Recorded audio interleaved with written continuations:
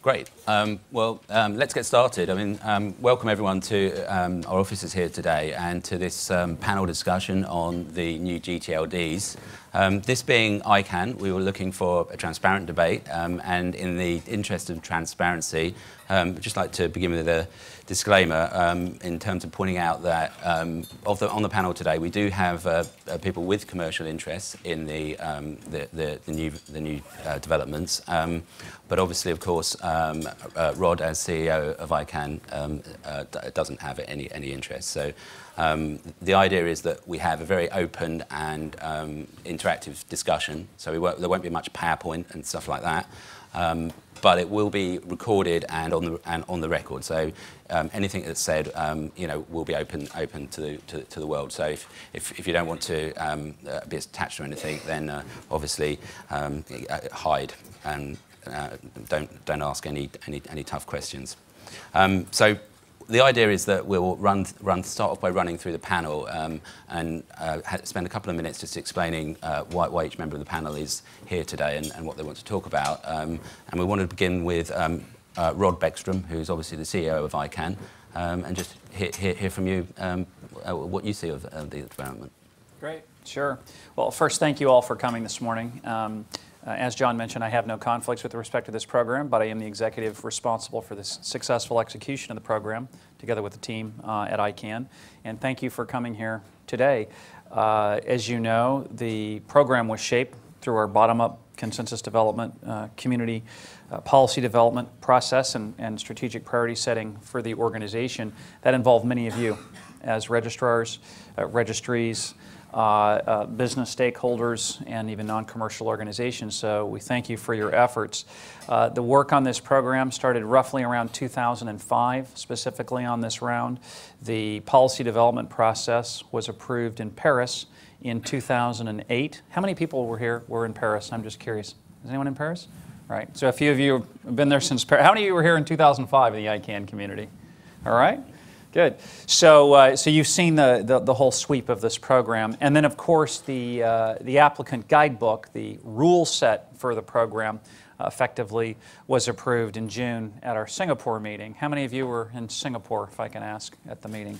Okay, great. So the program has been developed through years of hard efforts.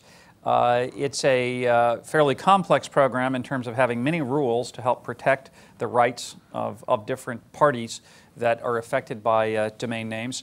And clearly, it represents the most significant opening in top-level domains in the Internet's history.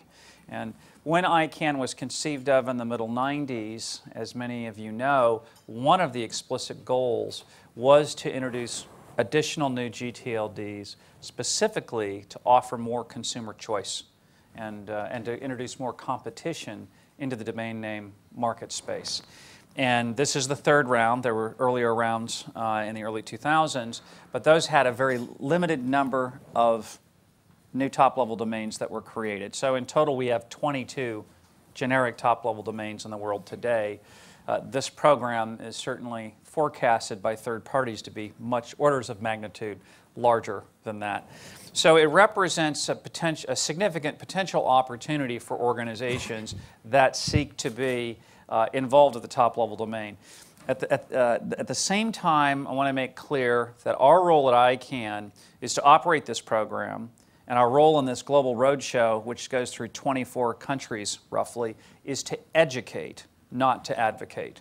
So we're not encouraging any of you or encouraging any of your organizations to apply for a top-level domain. That's entirely up to your own analysis of the cost and benefits to decide what's best for your business. What we do want to do is answer your questions, provide information, and it's because of this neutral role that we have in education that we request that there be a diverse panel today with people that might have very different views on whether your organization should or should not apply for a new TLD. We do think that if you're an organization of some standing or size or of some recognition in the world or in your market, that you should consider this program and at least make an objective analysis of the cost and benefits, because this is the first time in 6 years that the window for new gTLDs is opened. The window will only be open for 3 months from January to April of next year, and we don't know when it's going to open again. I mean, if you look at the 12-year history of ICANN, then this is the third time statistically, and it will have been 13 years, third time in 13 years roughly, that the program has been opened. So that's really all I have to say, and I'll hand it over to the other panelists, and we look forward to an active discussion with you.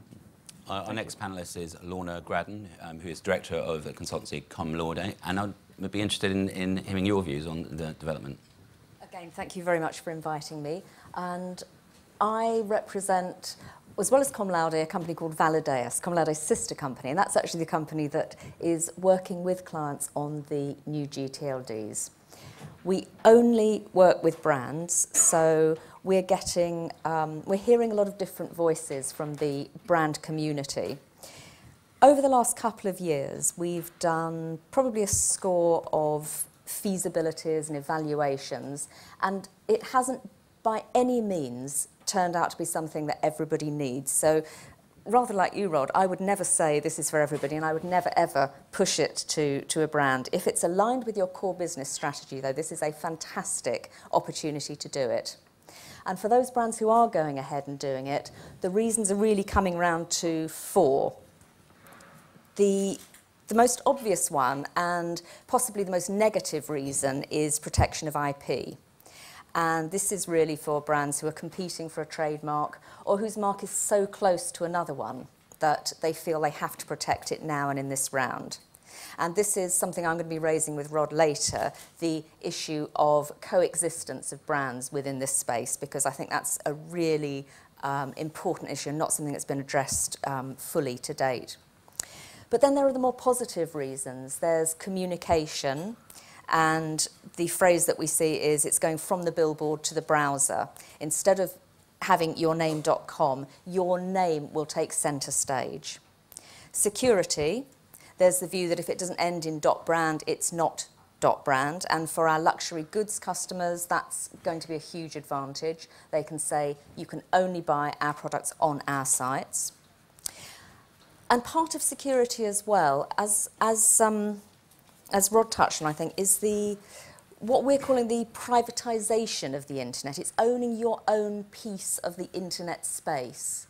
It can't help but be more secure. It doesn't mean that we think .com is going to collapse, but just as big companies will own their own DNS, they'll own their own email servers, it makes absolute sense to own right from the top down your chunk, your island on the internet. And then finally, innovation. And if I'm asked one question more than any other by brands, it's, well, what can we do with this that we can't do with the .com? And this is an answer that I find quite hard to give. Actually, chatting with Kevin last night, he's a fund of great ideas about things you can do with new gTLDs. But even if we can't imagine now the use to which you can put a new gTLD, for example, doing extraordinary and innovative things with DNS records, you're going to be a lot better placed to take advantage and even be a fast follower if you see somebody else doing this wonderful, innovative thing. Wow, that's a new reason that there's a new thing we can do with a resource record. So for those brands for whom it fits very well indeed.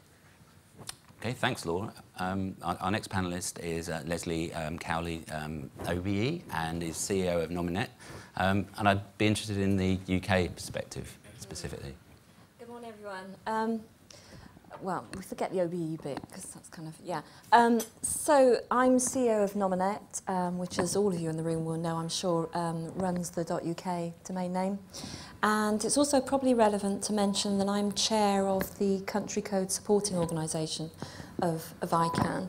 It doesn't mean we always agree with everything ICANN, by the way, but it does mean that I attempt to coordinate all of the equivalents of .uk around the world and their inputs into policy and to best practice.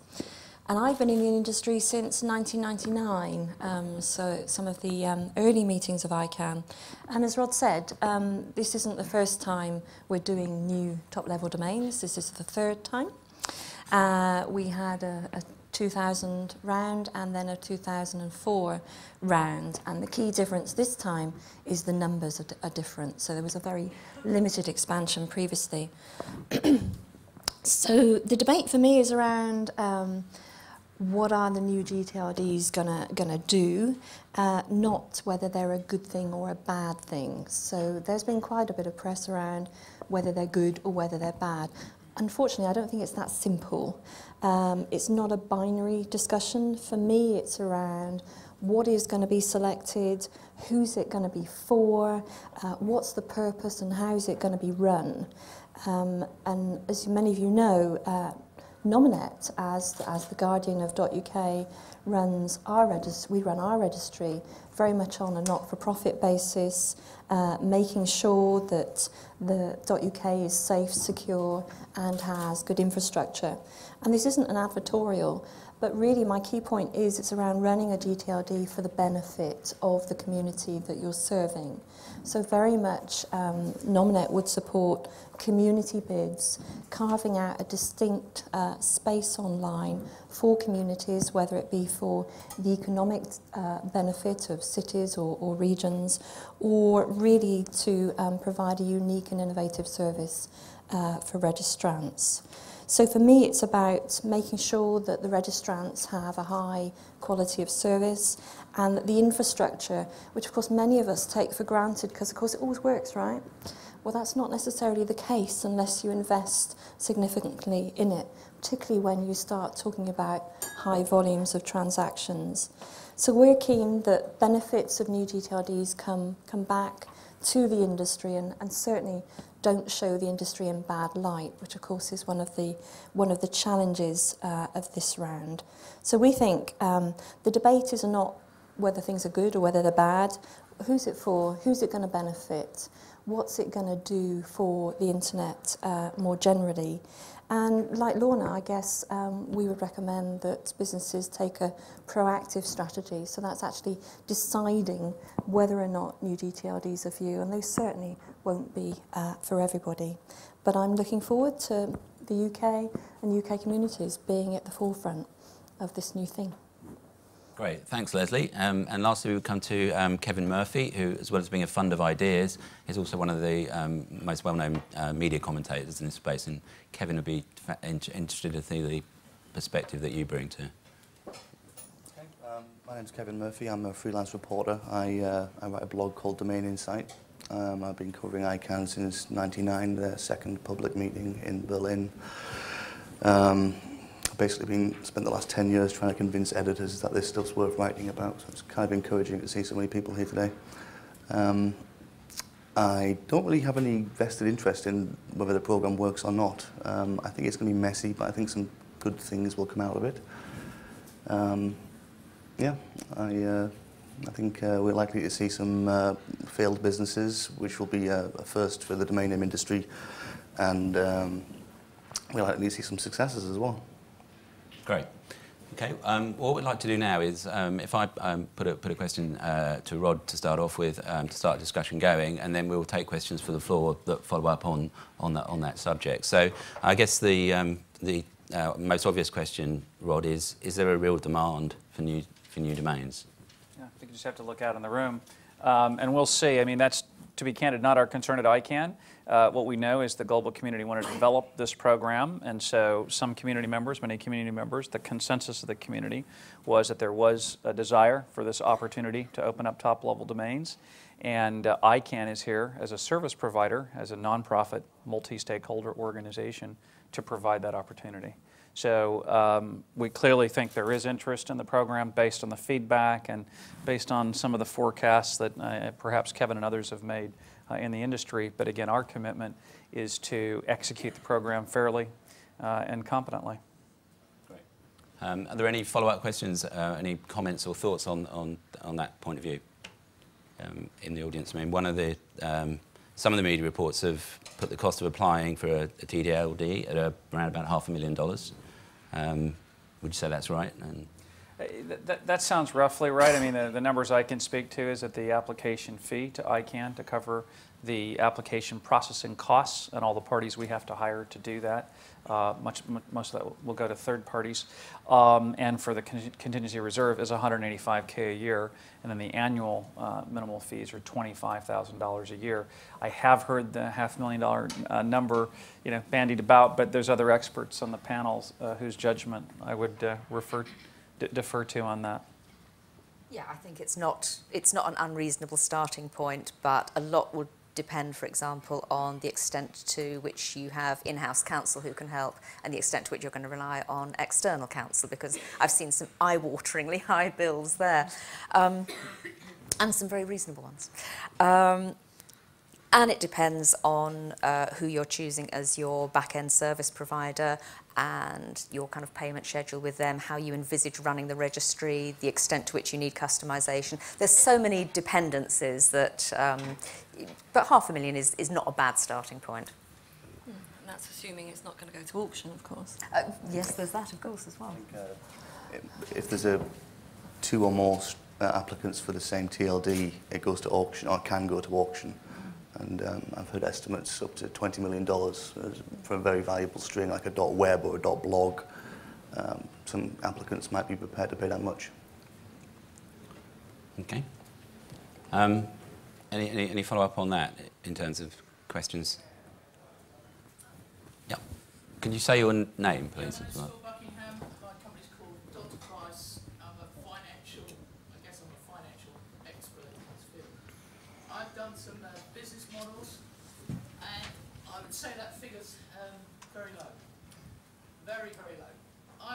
Seriously, $2 million. Bear in mind, you're having a contract with ICANN, and it's a 10-year contract, so you've got to do a business model for 10 years.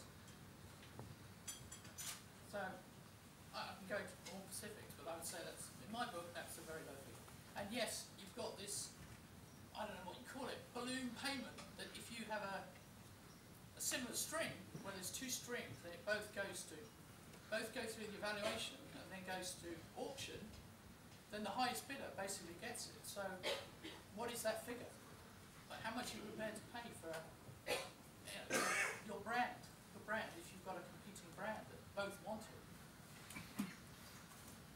So that's a very serious consideration. And that is basically that. The auction, I guess, will happen 2 years, 2.5 years down the line. Well, all the other steps in the process had to be done first, and the two entities or some number would have to come through successfully towards that end point, and then that's is a final step. I think they say the fastest scenario is basically 7-8 months, and the worst case scenario is about 19 months. So the auction process would happen, as I say, from sort of 19 months onwards. But just to be clear, it doesn't go straight to auction. So there is a stage where, right, if there are competing bids, one assumes there would be some discussion. Maybe they could merge and join up together and save that auction cost. I think that's happening already, actually. Some people that have publicly or privately said, we're going to bid for this. They're now negotiating how to reduce the field before they've even applied. Okay. Okay, so obviously somewhat of a delta there. So I guess that, to me, the question is, how many applicants do you think will apply, and can you make any kind of estimate? ICANN is not forecasting the number of applicants, so I'll defer to others on the panel or in the audience. I'll say this: the program has been established, and the systems and processes and staffing are created to handle up to 1,000 applications per year in terms of processing capacity, and we will not go above that number unless the board formally approves it, and then we'd have to go back and revise, look at our systems and all those other models. However, we don't have a forecast. I mean, we loosely modeled the program on 500 applications, but we never stated that that was a specific forecast. But I defer to others on the panel or in the audience, because there certainly is market making out there or speculation on numbers. Take a guess, maybe. of the publicly, I think I've got a list of about 160, 170 publicly announced applications, but those date back to 2008, 2009, and a lot of them have lost interest since then because it's taking longer than expected to get to this point. But at the weekend, I kind of went through and just crossed out the ones that have disappeared, and I got to a list of 74 that I've said, yes, we will, and about maybe 10 of those were people applying for the same strings. But I think in reality, it's going to be more like 500. Seems like a reasonable guess.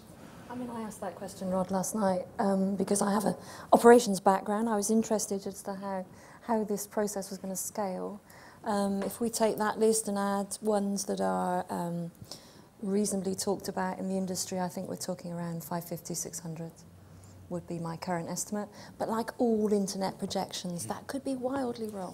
Is that the number of applicants, or is that the number of strings? Number of strings. Okay. And I would probably come in slightly higher than that, but I'm very unwilling to state a figure because people will point and laugh at me if I get it horribly wrong. So, yeah, like you did last night.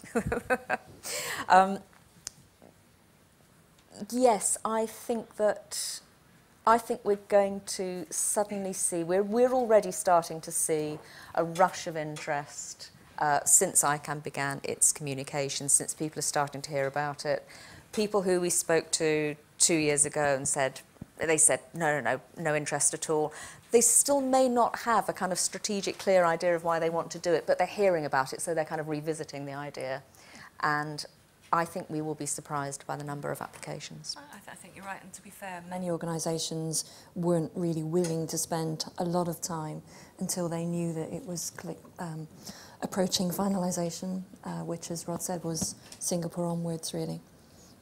A belated question might be, is the bottleneck really going to be with ICANN, because there's a limited number of companies out there offering the back-end technical services to make these things work. So how much capacity do these guys have? Do they have the capacity to launch 1,000 TLDs in the space of 18 months, 2 years? I don't know. Yeah, good question. And is there any follow-up on that from the panel? Sorry. Hi there. I'm Lesley Bunder from WebFusion, a UK-based registrar. I'm curious to know what the panel think will be the split between actual registries who are going to offer them to the public and how many of them will actually be brands. So we've heard about Canon wanting .canon. Now, naturally, as a registrar, I won't be able to sell domains or subdomains off .canon, but I will certainly be able to do so with .web.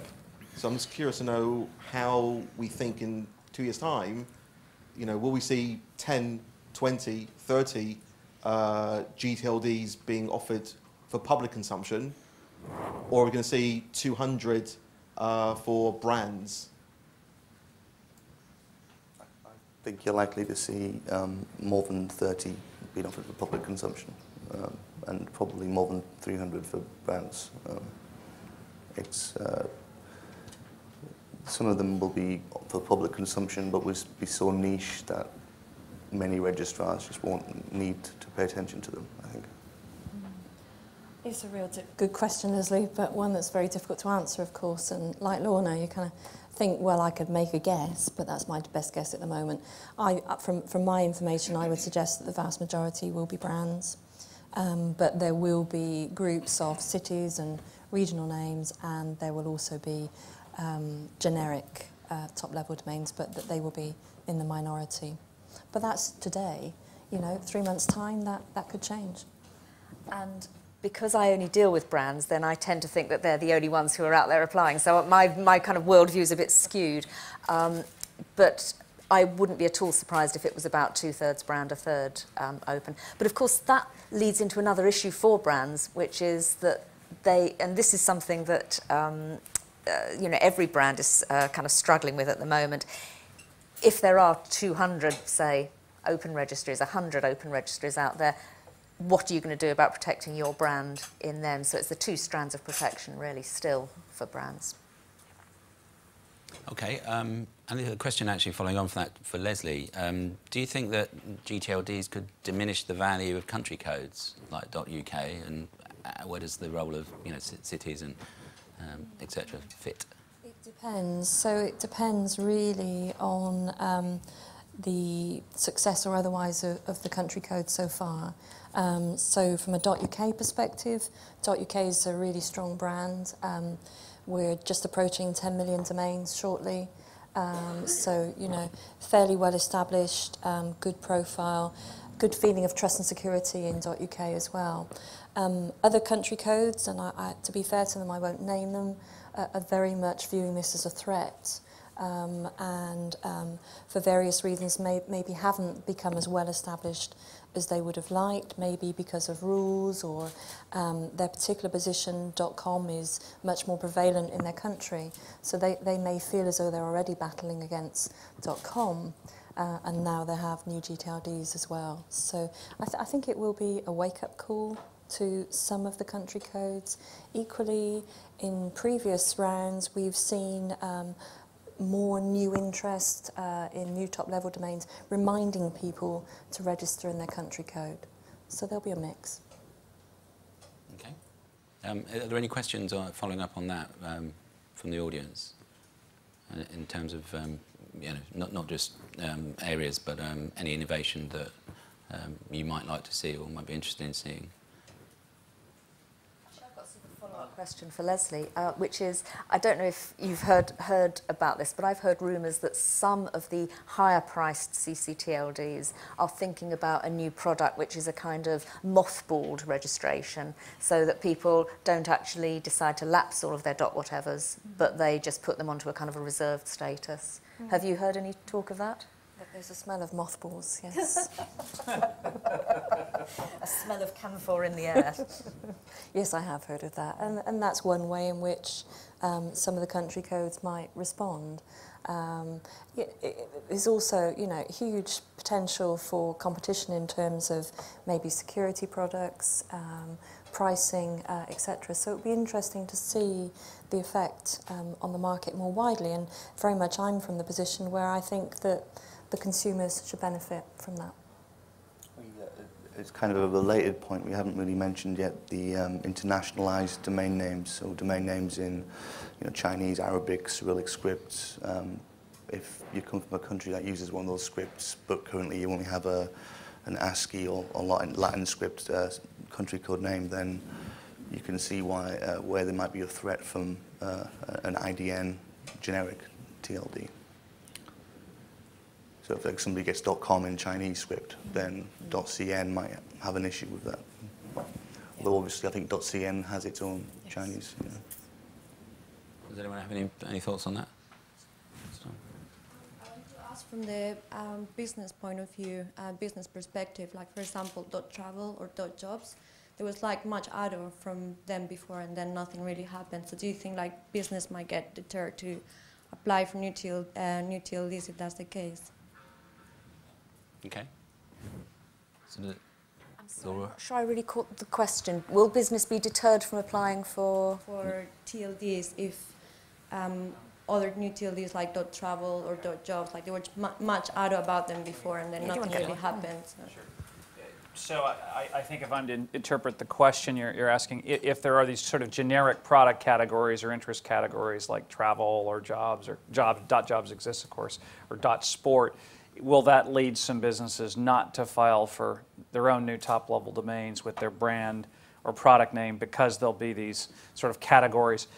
I don't know, it's an interesting question. I guess the question for the business would be, you know, for any individual businesses, do they perceive more benefit out of pursuing that strategy to be a second-level domain under a new category, as opposed to looking at creating or seeking a top-level domain with their own brand or company name? And I don't know. I think it's a very interesting question, and there might be some very different views in the room on it. For example, .travel like never really happened, so I mean there will be a lot of people that might be applying for those TLDs that might be thinking the same thing is going to happen to them, and will they be willing to spend $2 million on something that is currently ongoing and is not really successful? Sure. Well, ICANN, of course, doesn't have a forecast of what the value and benefit is. And actually, to build on Phil's comments, I thought it was very interesting to hear your financial analysis. I wanted to clarify, my statement of the $500,000 was the cost to prepare an application, and just for phase one, not for the 10-year. And I think you were talking maybe about a 10-year cost, so I don't think the number's completely incompatible, but certainly the $500,000 could be at the low side, as Lorna said, for other parties that want to. Part of the applicant guidebook, there's the escrow agreement. Yes. That's got to be in place, and I haven't got my facts exactly right. Maybe Kevin knows more than me, but is it for the first 5 years? 3 years? 3 years. First 3 years, you have to have this escrow agreement in place, don't you? Sure. To protect the registry Yes. operator in the event that it could fail. Yes. Right. Yeah. So that number in the whole equation is a substantial number, and that again is totally dependent on kind of what your business model is and who your back-end providers are. Because there's different deals out there who you go to, and there's completely different cost structures. Sure. So that was one of my. Sure. It's pretty clear. I'm not disputing your number at all. I thought it was interesting to hear your analysis. Any number of different combinations. Yeah. Because here we're talking 500 applications, but let's face it, every single one of them is going to be completely different. You can't just say .brand. Sure. It depends on your mission, on your business strategy, whoever you are, what you're trying to do. But to me, that point actually emphasises that whilst lots of people are focusing on the application stage at the moment, you know, a new gTLD is not just for Christmas. you need a plan. You need a marketing plan. You need a plan to raise the profile. You need a plan, you know, that ensures that your infrastructure is right. You need to be very clear about your positioning and your brand and your market. Just the same as any new business venture, there will be risks and there will be winners and losers.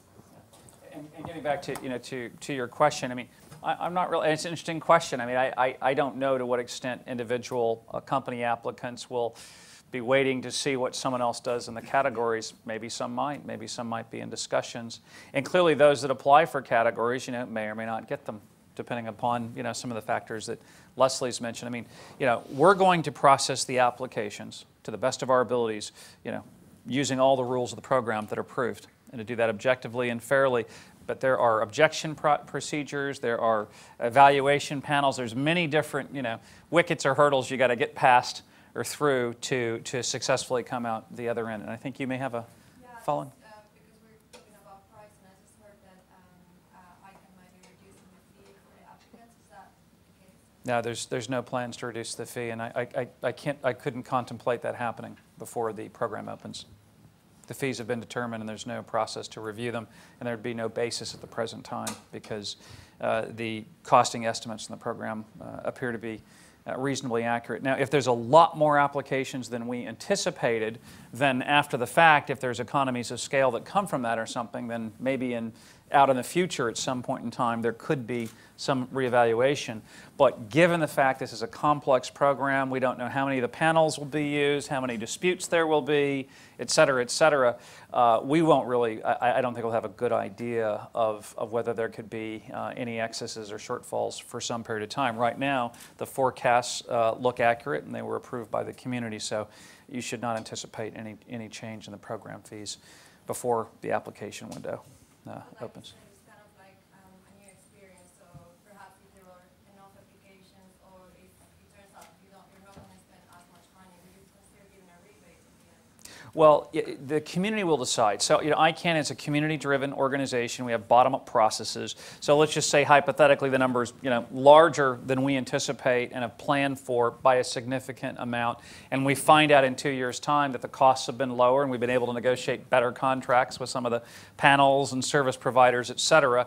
Then at that time, these funds are kept separately. Okay, they're not commingled with the ICANN operating budget. So this is a separate project. There's separate accounting around it. If there is a reserve and are viewed as excess funds and they do not need to be used for the program, then the community and the board would decide what should be done with that. Whether that's applied to the next round or whether that's applied to, I don't know what it might be applied to. And I'm not going to speculate, but it would be, I think we're talking years in the future, but that would be a community-driven process. And then on the staff side, in terms of execution, we would do whatever is approved by the board. But I wouldn't, but I would say it's a pretty safe assumption to assume no changes in the fee structure for the next year or two. Okay, well that's clear. On a slightly more bullish note, then, in terms of, I mean, I'm going to do this to Laura. You know, in essence, this is for owning a piece of the internet, and surely isn't that quite an attractive proposition for a big brand? You know, being optimistic and looking forward to. It's a very attractive proposition for some brands, yes. As we keep saying, not for everybody, but if it works, then it could be fantastic for them. One of the things we haven't touched on yet is the ability to place your registry in a jurisdiction of your choice. So for certain industries, it may be more appropriate to be based in, say a gambling-friendly jurisdiction, for example, rather than one where online gambling is restricted.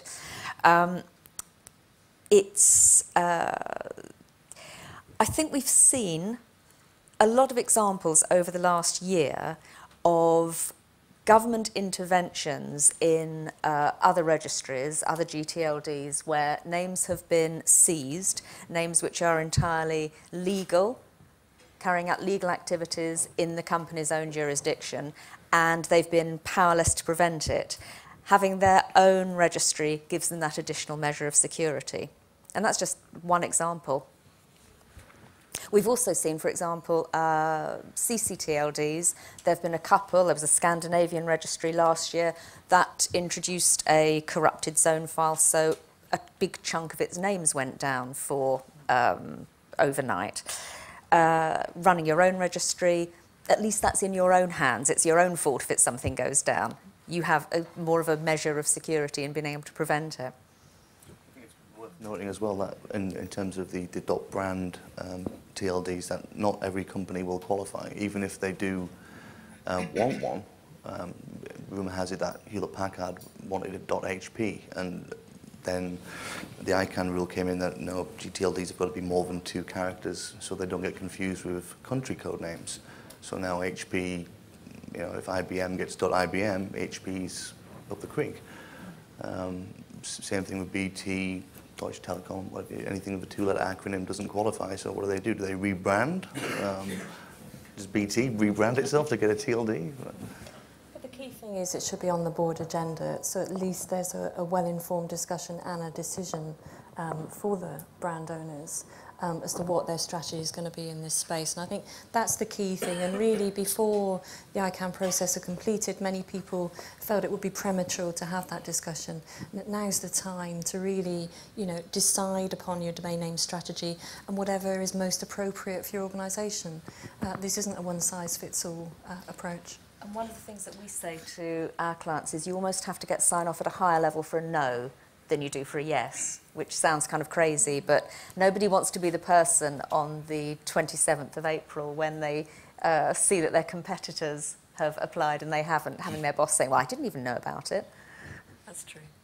Could be an awkward moment for a few little people. Career changing. And just building on what Kevin said, which is a really good point, which is that two-character top-level domains are not allowed for the Latin character set, by the way. And and this is an international program, so it supports internationalized domain names, and that means that other language scripts can also apply, which is very important because when you think of the current generic top-level domains like .com, .gov, .edu, .org, they're effectively contractions of English words, okay? And there's not the equivalent of those English word contractions in other language scripts, whether that's Chinese or Thai or Arabic, and there's interest in those around the world. And the 2-character restriction does not apply to internationalized domain names. It only applies to ASCII so as to avoid confusion with the country codes. Now, most of you are maybe with Western organizations, but some of you may be with Asian or other global organizations for which that might be relevant. So. Okay. Hello, I'm Rex Wickham from iReg. I'm a registrar. I just wonder what the panel thought about this 3-month window and sort of a cut-off date where you've got to, there's a bit of pressure to make a decision. Do you think that's a good thing or a bad thing? Would it have been better if it was a sort of more rolling, open process?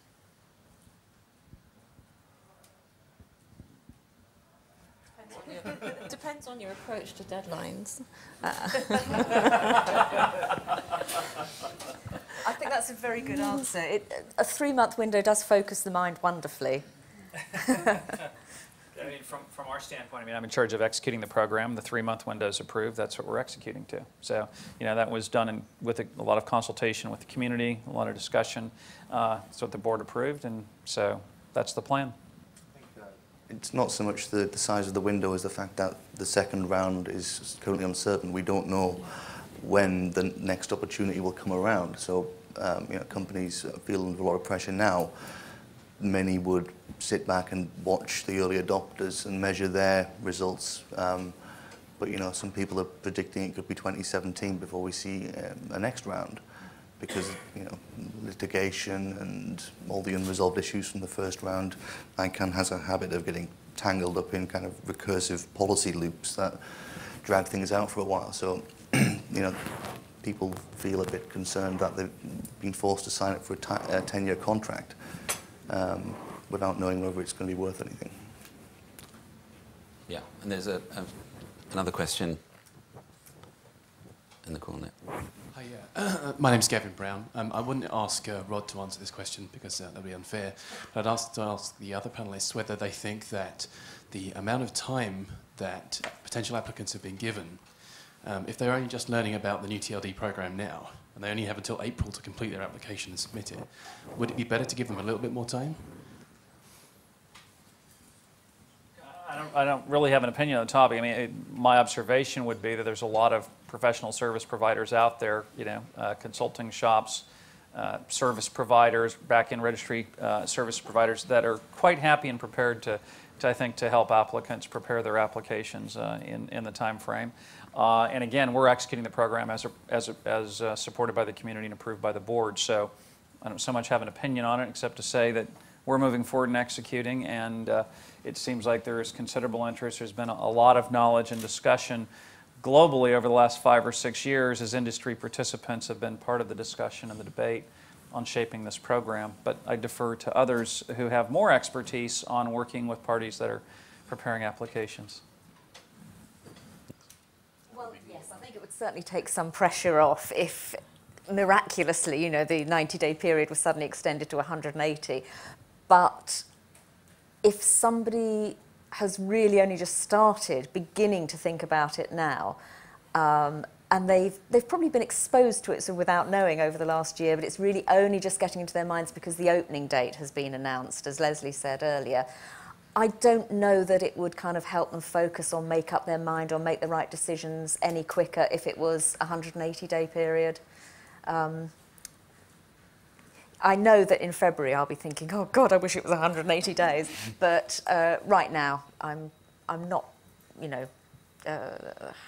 I wouldn't be lobbying for it necessarily.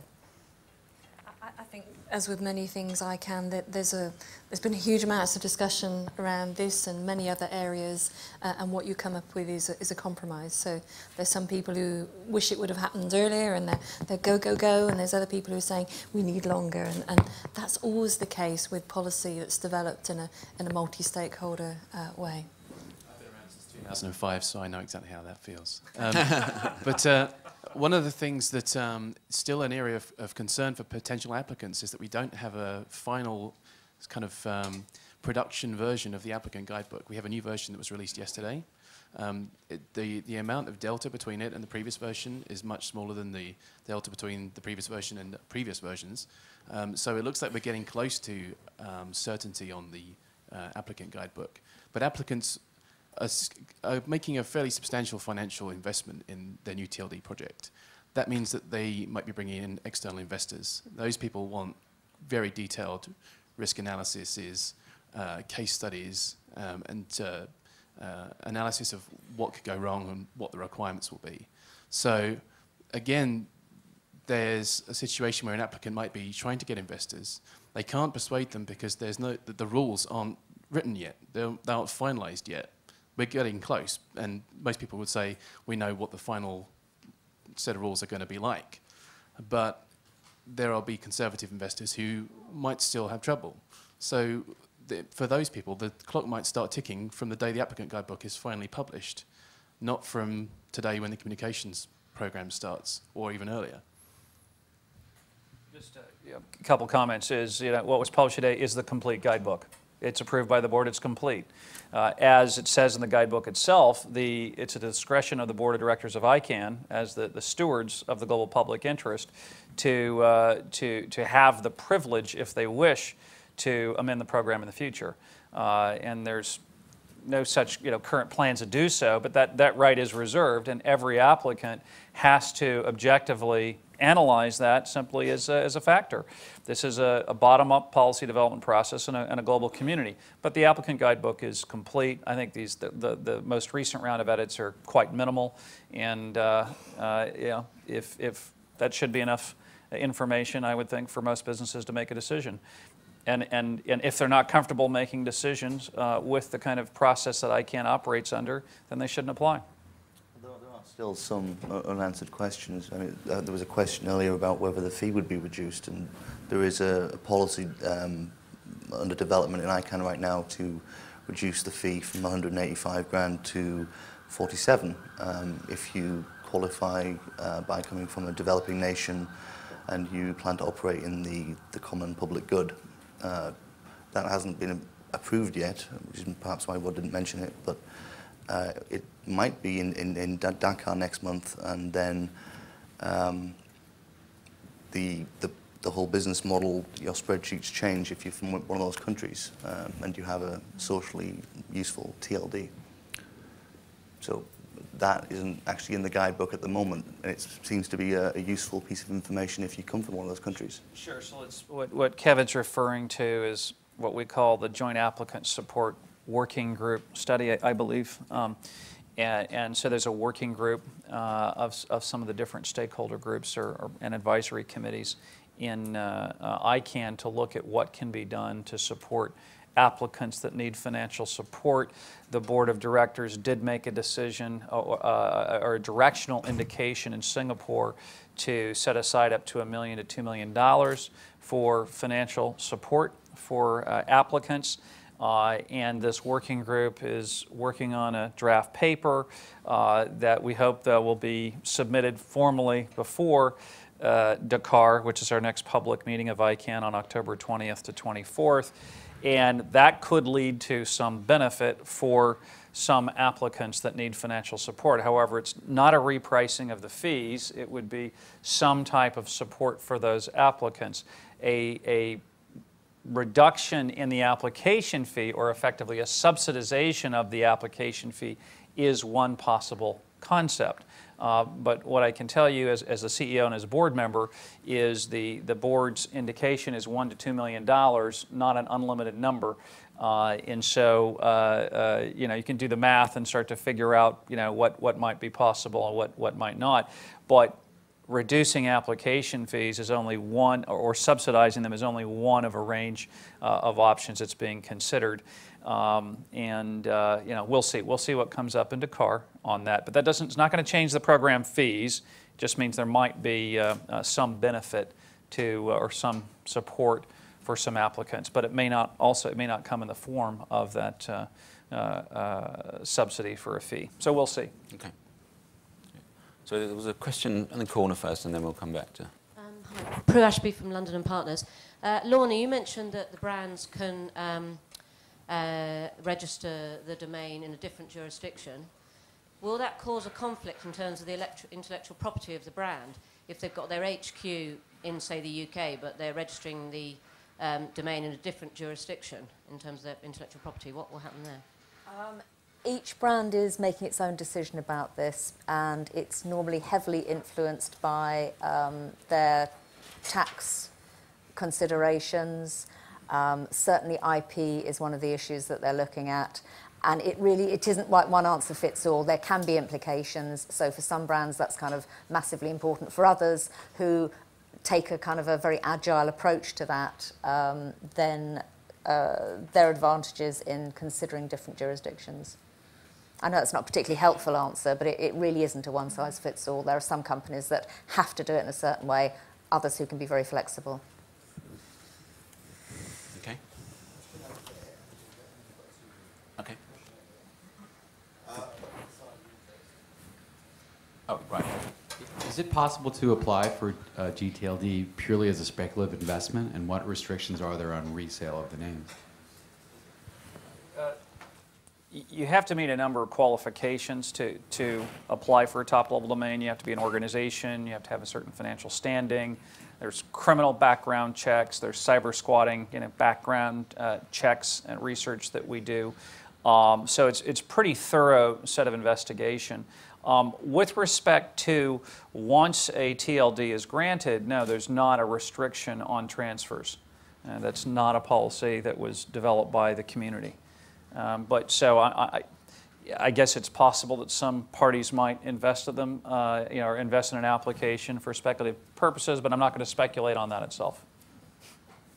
There's an additional business model, I guess you could call it. The domain name industry is very inventive with how it tries to make money, and because of the ICANN refund structure here, it's going to be possible to put your 185 grand down for your application. And when somebody else is also applying for it, you get into this kind of standoff situation where are they really going to apply for it, or do they really want it, or are they just trying to get some equity out of me, and people can pull out and get quite a substantial refund. So there might be some speculation in just the application process itself. I mean, I would encourage people not to look at this as a money-generating option. This is the internet. This should be for the benefit of the internet and internet end users. Okay, that's clear. Can we go here? We discussed earlier on about the types of characters that can be applied for the new gTLDs. Got two questions. One is, can numbers, like 888 casino, could they have .888? And the other question is, are there any banned words? Because I remember reading about maybe a year ago, 18 months ago, the Pope or someone from the Catholic Church spoke out about there shouldn't be a .Christian or a .Jesus. So are we going to see any lists of banned words or words that won't be allowed? And could 888 have .888? Sure. I'm going to defer on the numbers issue to Marika Koenigs, who's in the back of the room, or Jamie Headlands. Or another one of the policy experts. It's a ban, but I don't know. Marika's knows best. Yeah, my understanding is there's nothing in the guidebook that specifically prohibits .888, but there is, of course, going to be a review to make sure that of all the strings, to make sure that they don't pose any risk to the stability and security of the domain name system. And with respect to your second question, there's a reserved names list. It doesn't contain any of those words that you were referring to. It's typically some marks in kind of the internet ecosystem, et cetera, and those are posted online. However, there are many rights protection mechanisms in the program, and there's also objection processes, whether it's the governments that can provide an early warning and objection of strings that they're concerned about, or whether it's anyone in this room could actually file an objection. After we collect all the applications and close the window on April 12th, shortly thereafter, as Lorna referred to, we're going to publish all the strings that have been applied for. Then there's a period of time when anyone, any individual, any organization, any government can object to the string for whatever reason. It's offensive, or or I think it's inappropriate, or it violates my mark. And then there's a set of different panels to handle disputes. And one of those is a legal rights panel to look at legal rights, and another one is called limited public objection, but it's about terms that might be deemed offensive or inappropriate, and some broader set of issues. And I'm not the legal expert on this, but it's defined in the program. So there's a set of processes effectively so that concerns can be considered and potentially eliminating strings from the program. And then ultimately, at the end of the day, every string and every application, if it's going to be successful, has to be approved by the board of ICANN. So there's a number of safeguards that have been engineered into the program to obviously we all care about the internet, we care about its security and stability, and we care about the reputation of the domain name system, particularly at the top level. And this is a new program, so it has a much higher level of control in terms of at least the policies developed by the community and the ICANN contracts than any of the previous top-level domains from a specific coordination policy. That's not to say there's not individual registry operators around the world, whether it's Nominet or others, that don't have a rich policy set to govern what they do. But with respect to ICANN's relationship to top-level domains, this is by far the most structured program. There's also, without going too much into the detail, there's also protection for city names and regional names where the respective governments would need to give their express okay to those going ahead for obvious reasons. I think the chances of a .Christian are probably pretty slim. The ICANN's Government Advisory Committee has a few objection mechanisms, and the Vatican is on the Government Advisory Committee. Another question down there. Hi, my name is Norbert Gray from Architellus, and I'd like to hear the panel's perspective on what they believe the key challenges for new applicants will be in this gTLD round. Could you be more specific? Well, is it complying with the technical guidelines? Is it complying with the financial aspects? Should they be very serious about financial planning, or is it the marketing side? Really, what challenges there will be for new gTLD applicants? Yeah, and it kind of feeds into the question that I referred to earlier that I wanted to ask Rod, which is there's a lot of the application process that, with hindsight, I wonder if ICANN would have tailored differently for brands. Not because I'm saying brands are a special case and deserve special treatment, but just because they pose less risk to the outside world. And there's a lot of the application that is challenging for brands in a way that it really doesn't need to be. So, I mean, just to take one example, the need for, and I don't want to drill too much into detail, but the need to give directors home addresses, even for a PLC, for the purposes of checking that they aren't cyber squatters, for example. And for some of our clients, that's acceptable, and for some, they have to go through massive governance hoops and able to provide that. So I'm kind of throwing it back to, I'm sort of semi-answering the question. I'm also throwing it over to Rod to say there are massive challenges for some brands. Sure. I think that the set of bars that the community has established for the program overall are quite high in quite a number of areas. And that's intentional, right, to have a high level of quality control and security and to make sure that there's not egregious activity or undesirable activity with respect to applicants and applying for new gTLDs. Having said that, this is a third round, and as we've discussed, 1 year after the first entries from this round go into the root of the internet, there'll be a review team under the affirmation of commitments that will be commenced, which will then study the program and come up with recommendations for the future. The other thing I would say conceptually is, the community had discussions about, could we come up with different categories, many different categories of applicants and treat them differently. The challenges with that are it's actually logically extremely difficult to define different categories, okay? And any system you create, is going to tend to have parties trying to figure out if they can game it in some fashion.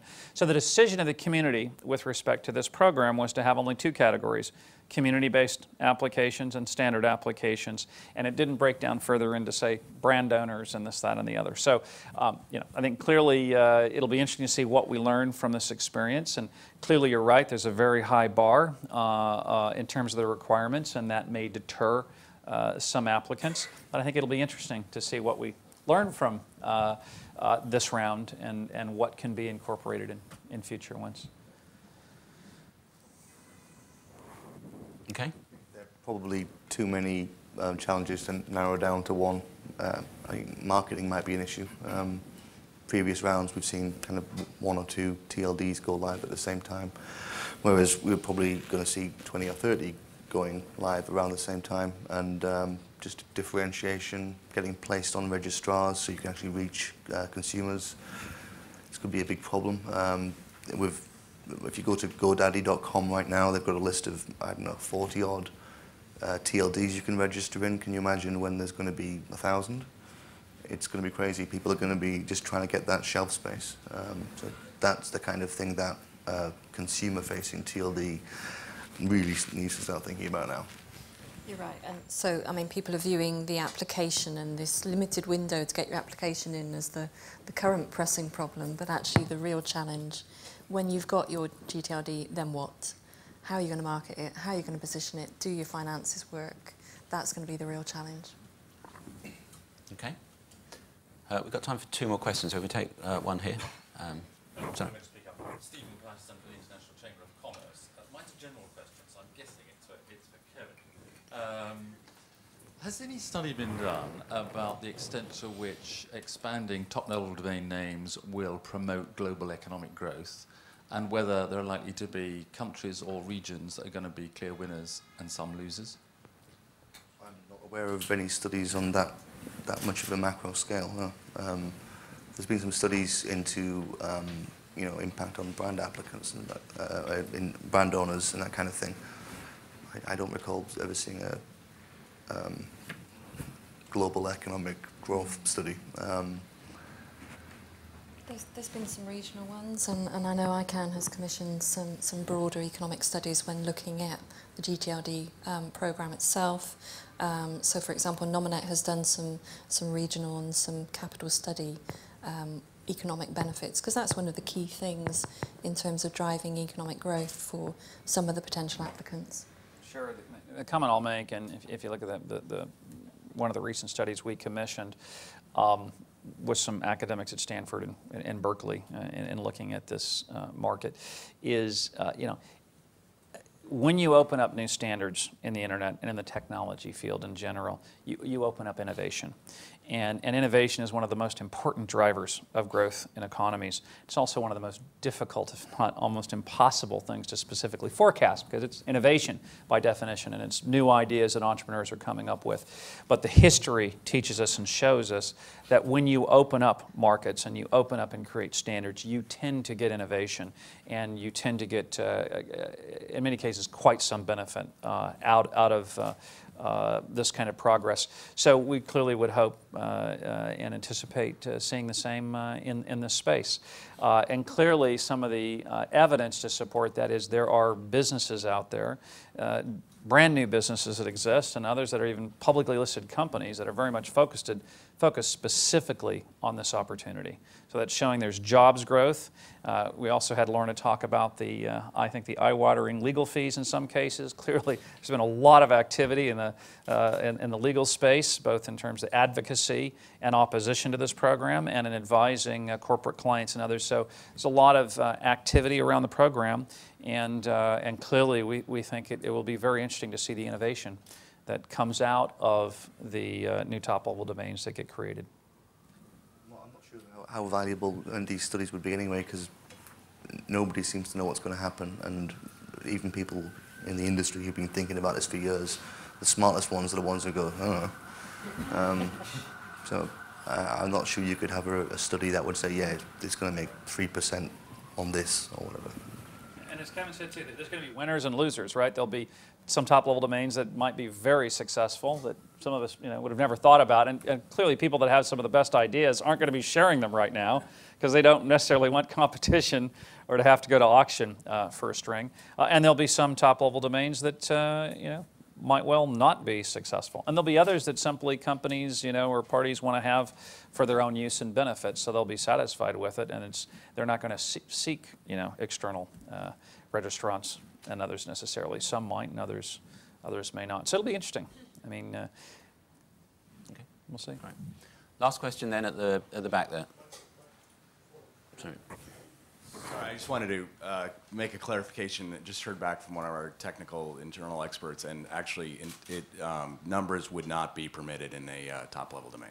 That would, I guess, be confusing with IP addresses, which are used. Thanks. Thank you. Thanks for the clarification. Okay, last question. That question related to that, isn't it? Okay. Anybody else? Can I ask a quick question then? Sure. It's about the objections. Whether or not companies, organisations, communities are open to objections from not just other companies but also from individuals, and exactly how that works, because I understand there's some cost involved in objecting, whereas individuals are probably then unlikely to object to anything. How would that work? When the process opens up for objections communications, I don't believe, Jamie and Marika, help me, I don't believe there's any charge for filing a letter of objecting to a string. However, if you invoke an arbitration, there's multiple different rights protection mechanisms, and if you trigger a uniform resolution dispute process, or uniform dispute resolution UDRP process, for example, there are some fees. And if you trigger a uniform rapid suspension, which is another a new process that's been developed to protect right holders, there's a fee there. But I believe in the initial statement of objections, there's not a charge. And clearly, when the Government Advisory Committee, for example, shares an objection, there's no charge. We'll get back to you with respect. Marika, please. It's Marika Koning. There is actually a filing fee for an objection, which is actually set by the dispute resolution provider. But there are certain provisions in there, for example, where there is objections that are launched, for example, by the ALAC, the At-Large Advisory Committee, which is representing internet users at large, where ICANN will support, if necessary, the funds for filing such an objection. There's also the independent objector, which can as well file objections which they see are in the interest of the larger community, where also funds are provided by ICANN for filing such objections. So there is a filing fee which is set not by ICANN but by the provider, but there are other mechanisms whereby if there are objections from communities at large, ways of filing objections without having to submit those fees. Okay. Well, I'd like to thank everyone for coming along today. Just to sum up, I think the quote of the day goes to Lesley for the idea that a new gTLD is not just for Christmas. And then clearly there a lot of thought needs to go into looking at the process as a strategic decision, and there is time pressure over the next few months, and there is a lot of devil in the detail from what I've heard. I'd like to really thank the panel for their views and engaging in a bottom-up policy process, because it's almost a unique experience. And the ICANN experts, as well as the panel, will be around afterwards, so if there are any more detailed questions that you have over coffee, then please feel free to ask them. But I'd like to thank the panel for a great discussion. Thank you.